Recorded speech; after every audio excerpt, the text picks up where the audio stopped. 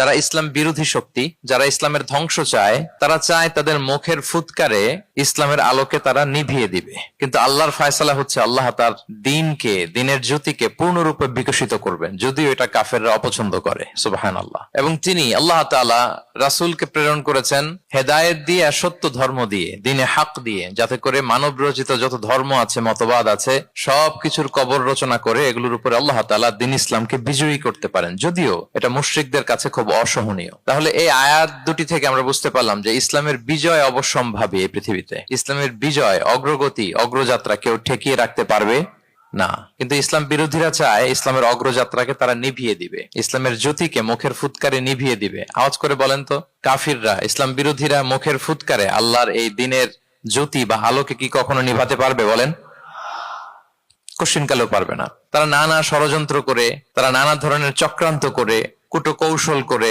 আমাদেরকে আমাদের ভূমি থেকে উচ্ছেদ করে, আমাদের ভূখণ্ডে বোমা নিক্ষেপ করে, নানা ধরনের ষড়যন্ত্রের ছক এঁকে আমাদের নওজওয়ানদেরকে শহীদ করে, গ্লোবাল সমুদ ফ্লোটিলার মতো নৌবহরকে আটকে দিয়ে ওরা ভাবে যে ওরা ইসলামের বিজয়কে ঠেকায় ফেলবে। আসলে কি পারবে?